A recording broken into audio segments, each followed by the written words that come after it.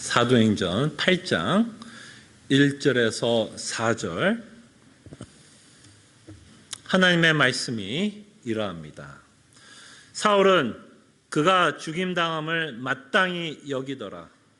그날에 예루살렘에 있는 교회에 큰 박해가 있어 사도 외에는 다 유대와 사마리아 모든 땅으로 흩어지니라.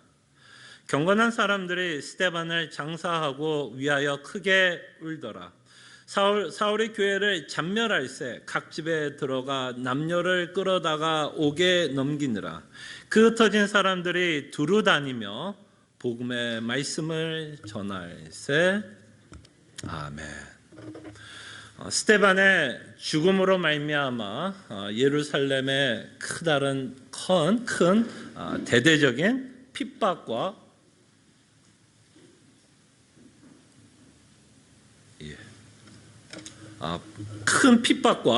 박해가 시작합니다. 여러분들은 어떻게 생각하세요? 예루살렘에 있는 핍박에 대해서, 박해에 대해서 어떤 생각이 드시나요? 우리는 교회를 이렇게 알고 있습니다. 교회는 예수님의 신부, 그죠? 예수 그리스도의 피로 산 교회, 그리고 무엇보다도 예수님이 교회를 너무나 사랑한다라고 성경은 기록하고 있습니다.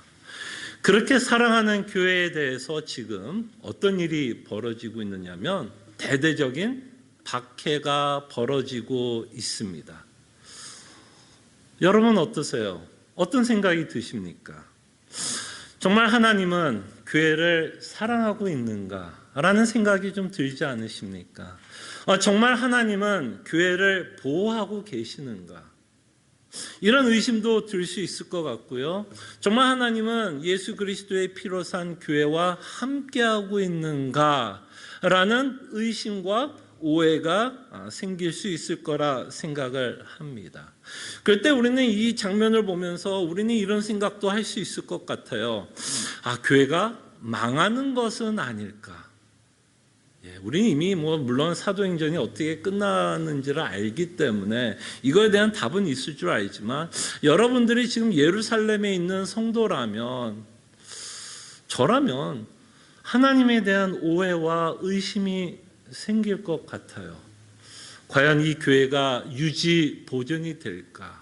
여러분 요한복음 17장에서 예수님이 죽기 전에 예수님이 하나님께 기도했던 기도 제목 기억나십니까? 이들을 보호해달라고 기도하는데 그 기도는 응답되지 않는 것인가? 라는 의심이 충분히 들 수 있는 사건이 지금 저희들 앞에 있다라는 것을 보게 됩니다.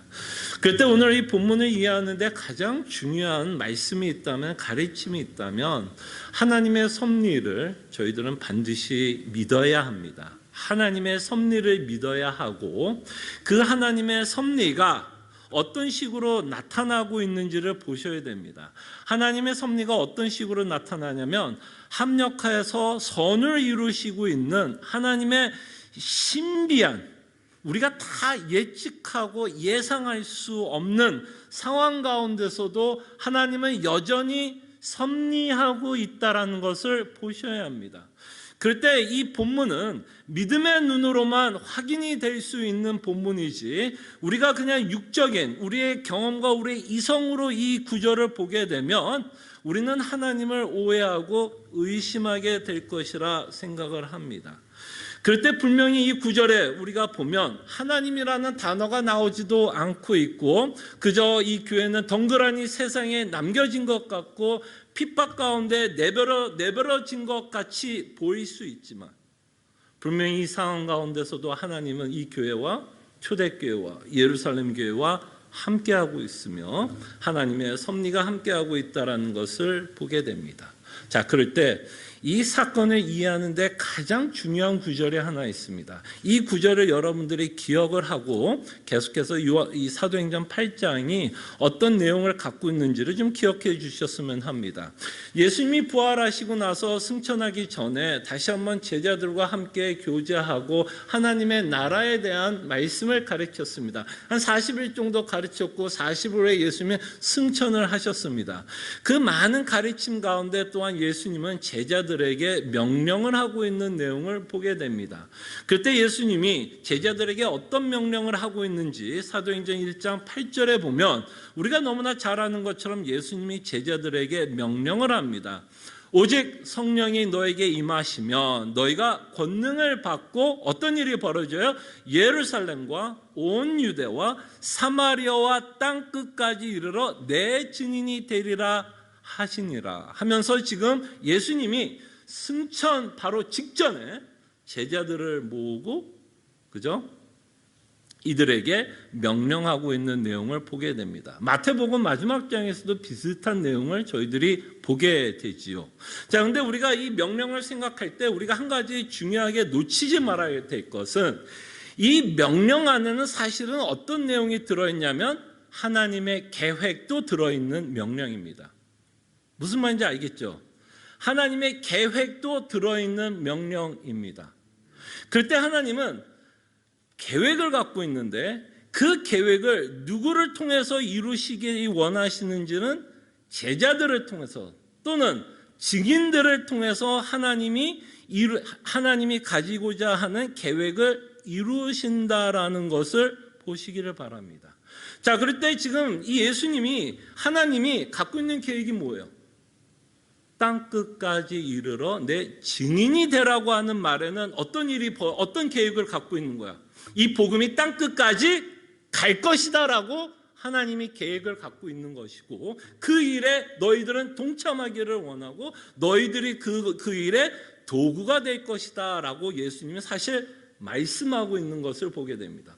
그래서 우리는 이 명령 외에도 명령이 명령이지만 그 명령 뒤에는 하나님이 어떠한 계획을 갖고 있다라는 것을 보시기를 바랍니다. 그런데 이 사도행전 1장 8절을 보면 하나님이 이 계획을 어떤 식으로 이루어가는 과정에 관해서는 기록하고 있지는 않습니다. 분명히 하나님이 계획은 땅끝까지 복음이 이르를 것이고 너희들이 그 일을 할 것이라고 예수님이 말씀하고 있지만 그 과정은 기록되어 있지는 않아요. 그러면서 우리가 이제 사도행전을 통해서 우리가 보게 되는 내용이 뭐냐면 과연 이 복음이 하나님이 계획한 대로 예수님이 제자들에게 분부한 것처럼 이 복음이 어떻게 해서 땅 끝까지 이루게 되는 과정을 그리고 있는 내용이 바로 사도행전의 내용이다라고 생각하시면 됩니다. 자, 그럴 때 예수님이 또는 하나님이 이 일을 어떤 과정을 통해서 이 일을 이루실까요? 여러분은 어떤 과정을 통해서 이 일을 이루시는 것 같아요? 네, 핍박을 통해서 하나님은 그 일을 이루고 계시다라는 것을 오늘 본문을 통해서 보게 됩니다. 무슨 얘기인지 아시겠죠?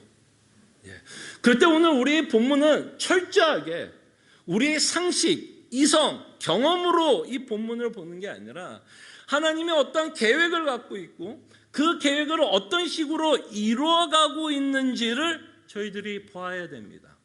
그렇기 때문에 사도행전 8장의 내용이 어떤 우연으로 이루어지는 내용이 아니라 철저한 하나님의 계산된, 계획된 플레이 안에서 벌어지고 있는 것을 보게 됩니다. 그렇기 때문에 좀 전에 말씀드린 것처럼 사도행전 8장은 어떤 눈으로 봐야 되냐? 믿음의 눈으로 보셔야 됩니다.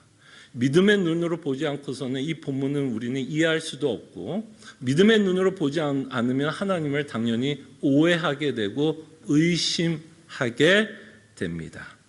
자, 그럴 때 이제 여기서 이제 하나님의 섭리가 드러나고 있는 것을 보게 되는데 그 드러나고 있는 일이 뭐야? 그 핍박으로 인해서 어떤 결과가 일어나게 되죠? 여러분 좀 전에 제가 사도행전 1장 8절을 통해서 땅 끝까지 이르기 전에 거쳐야 되는 뭐가 있죠? 동네가 있고 도시가 있는 것을 보게 됩니다.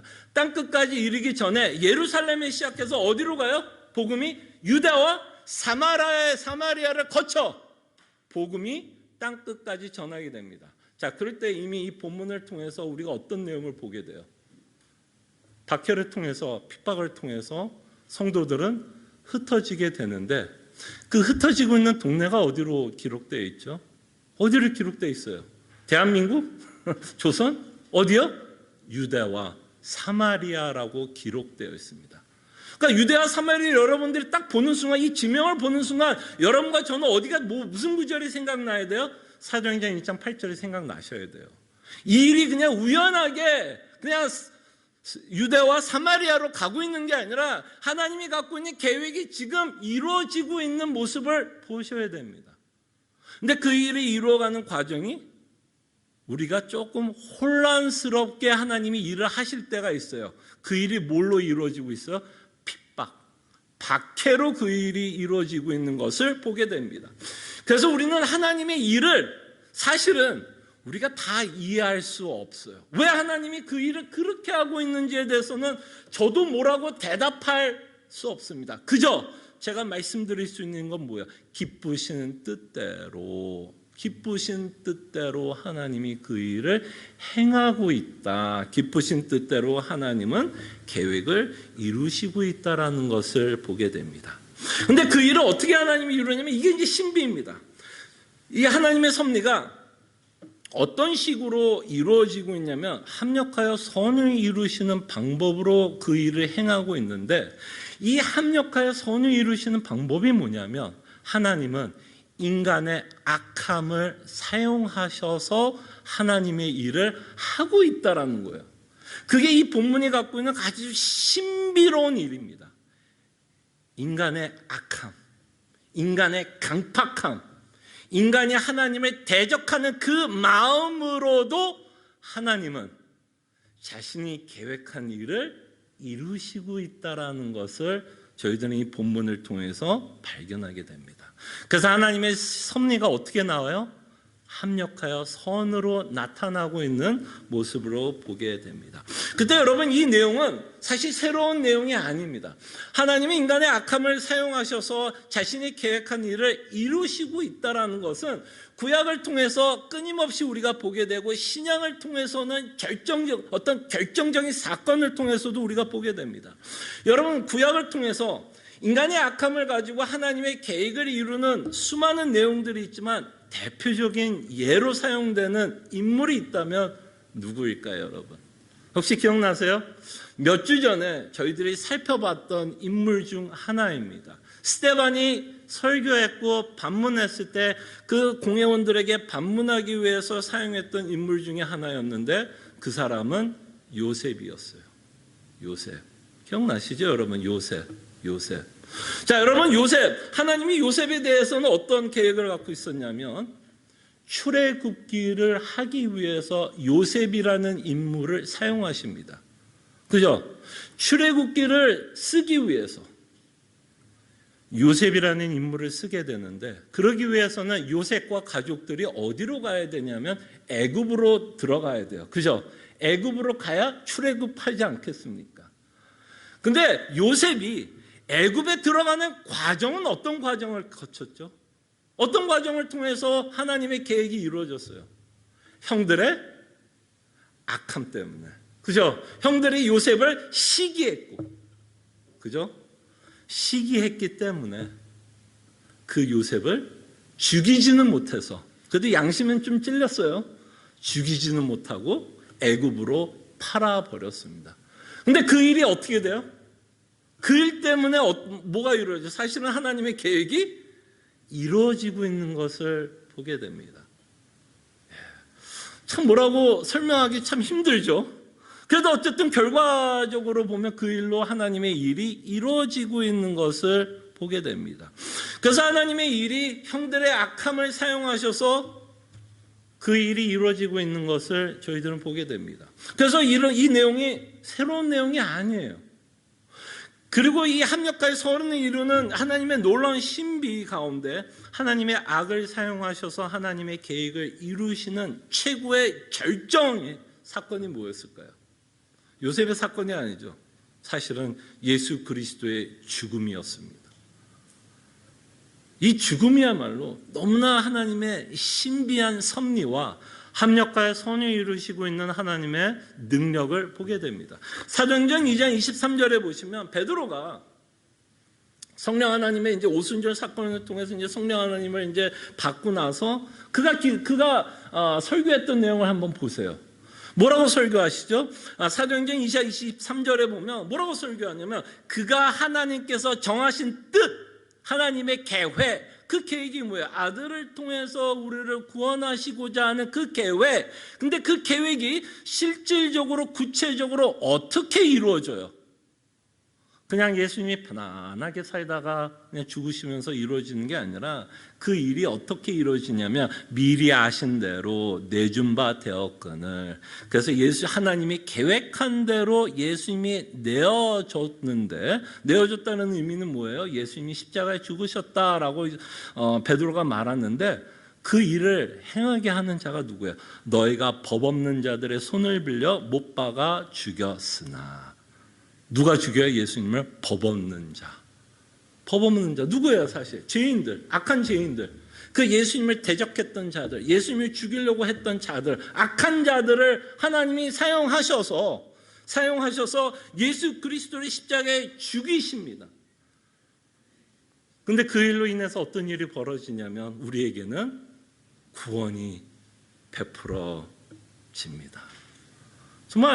정말 우리로서는, 우리 지혜와 우리의 경험과 우리의 이성으로서는 도저히 이해할 수 없는 일이 벌어집니다. 결과론적으로 보게 돼요. 하나님의 악한 자들도 사용하셔서 하나님의 계획을 이루시고 있다는 것을 저희들은 보게 됩니다. 그러나 이 말은 저는 조심스럽게 합니다. 오해가 없으시길 바랍니다.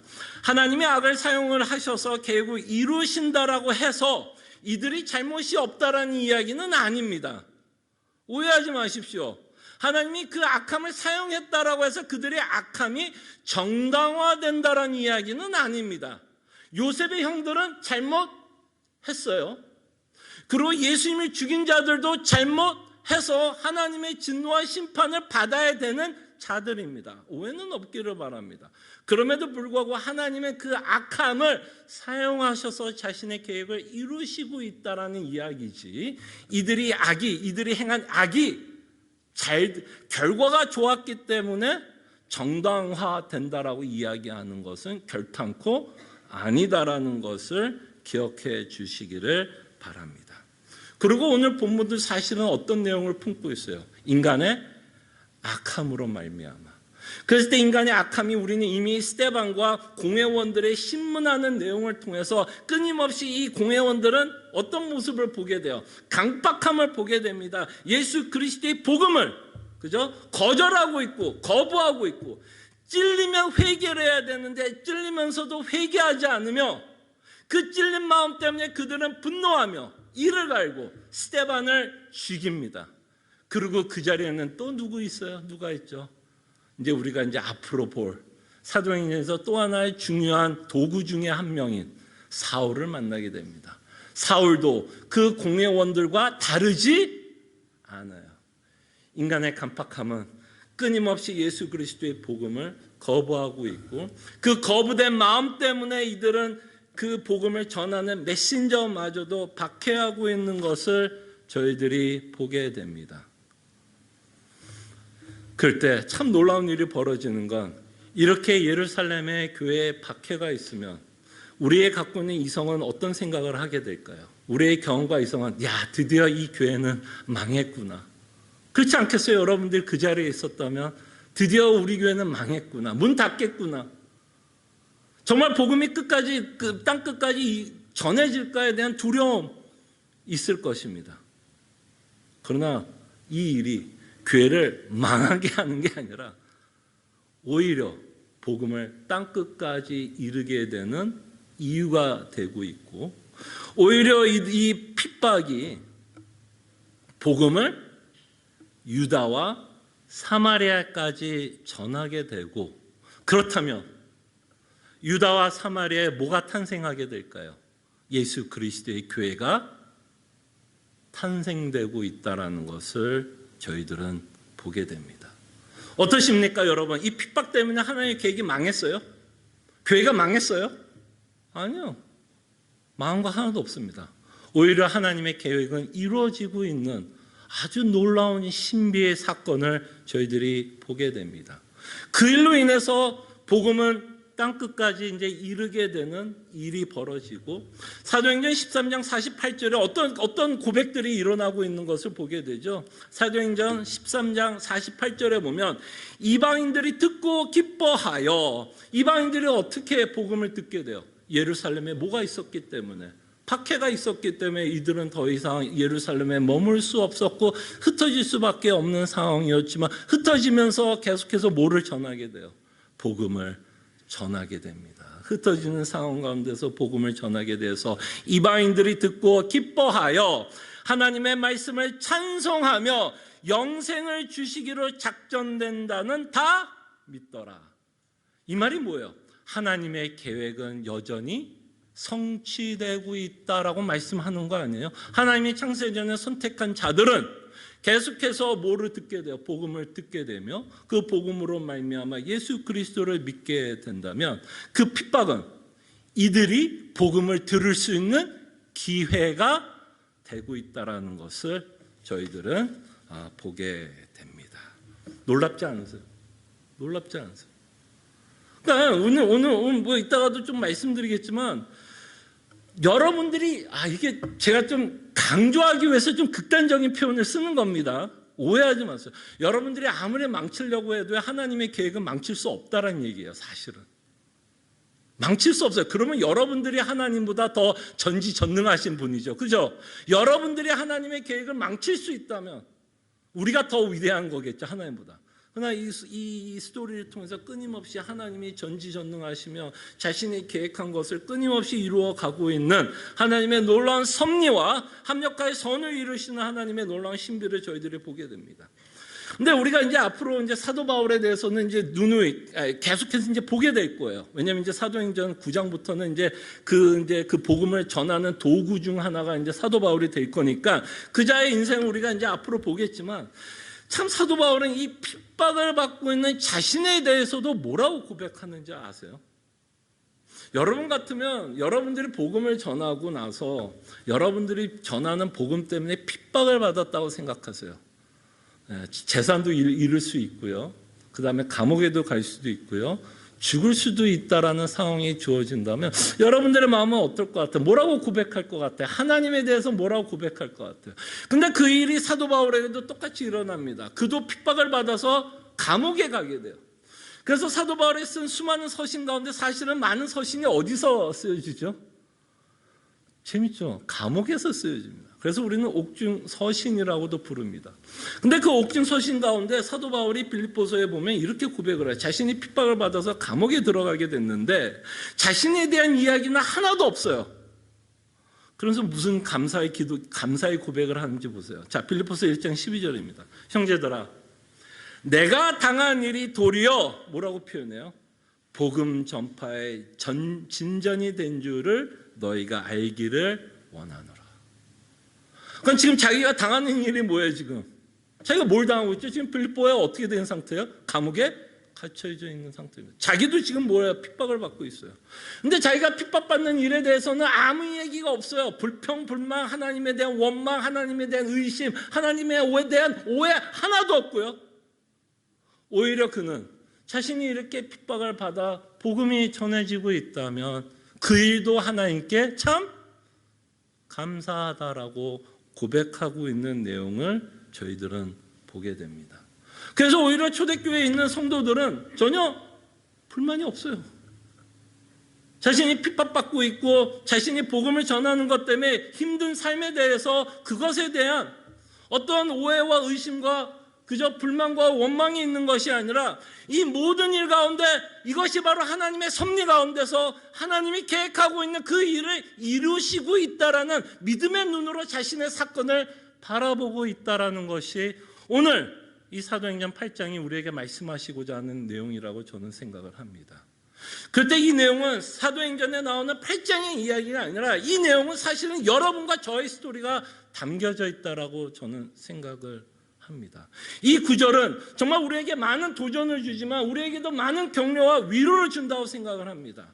여러분들의 인생을 여러분들의 이성과 경험으로 판단하십니까? 여러분들의 경험과 이성으로 판단하면 낭망하고 절망하고 실망하십니까? 아니면 여러분들의 인생도 여러분들의 믿음의 눈으로 여러분들의 인생 가운데서도 하나님이 함께 하시며 섭리하시며 어떤 상황 가운데서도 하나님이 합력하여 선을 이루신다라는 그 믿음의 눈으로 여러분들의 인생을 바라봅니까? 어떻게 보세요? 전자입니까? 후자입니까? 아마 전자 후자가 다 짬뽕된 믿음 생활을 하게 될 거예요.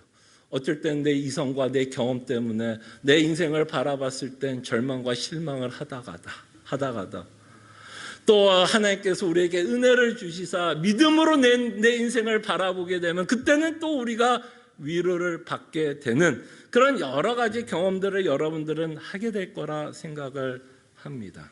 그럴 때 이 본문이 우리에게 주는 위로는 저는 이런 위로가 있다고 생각을 합니다.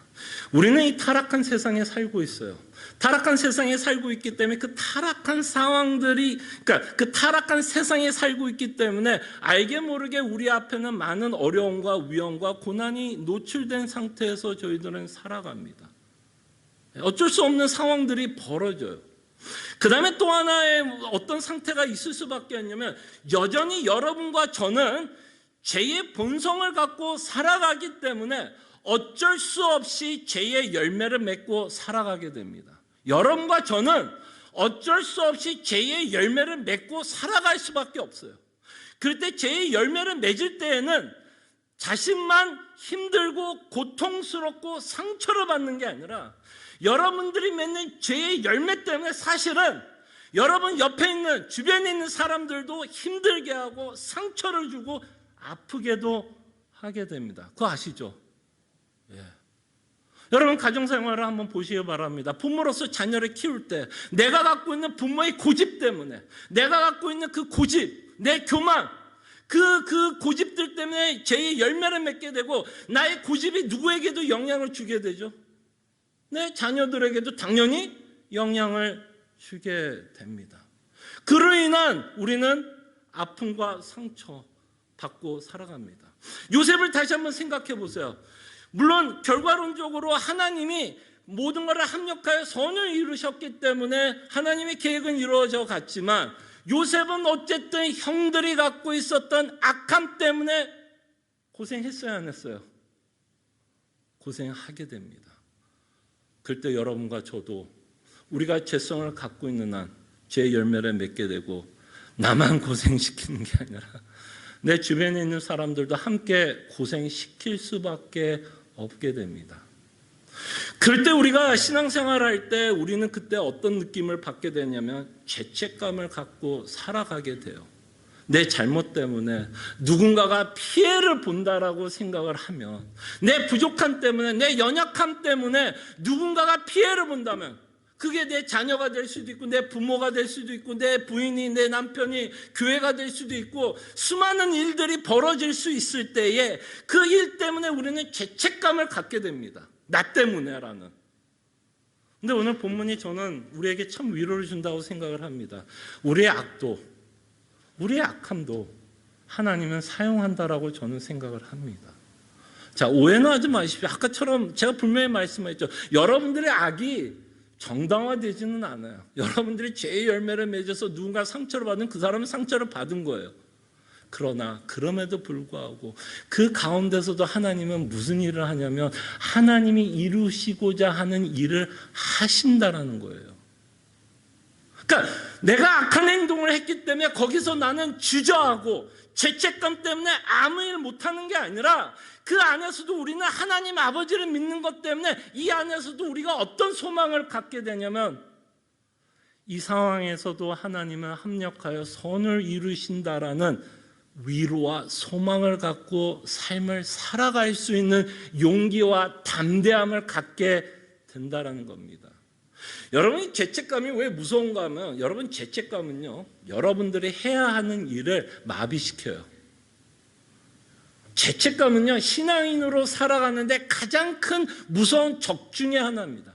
죄책감은 여러분들을 굉장히 뭐라 그럴까, 자기 연민에 빠지게 되고, 그 자기 연민에 빠질 때에는 하나님의 뜻대로 살아가려고 하는 의지마저도 꺾여집니다. 나 같은 사람 하나님이 사랑할까?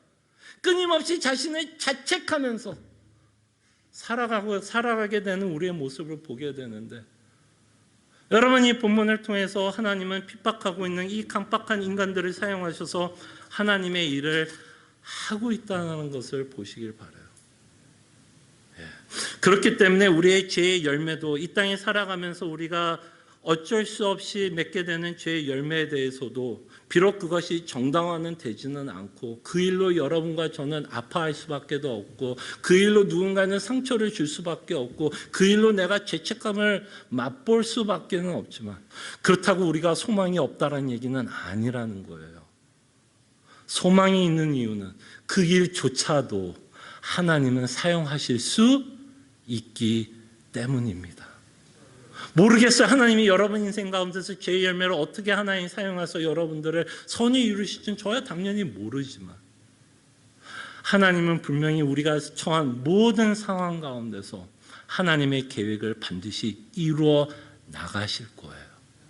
그렇기 때문에 우리가 죄로 인해서 열매를 맺는 것 때문에 너무나 큰 죄책감으로 여기지 마시고, 그로 인해서 우리가 마땅히 해야 하는 일을 못하지 마시고, 합력하여 선을 이루시는 하나님의 무한한 그 능력과 그 전지전능하신 하나님을 믿고, 내가 마땅히 해야 하는 일을 다시 한번 용기를 얻고 담대함을 갖고 저희들이 신앙생활을 할 수 있으며 삶을 살아가게 됩니다.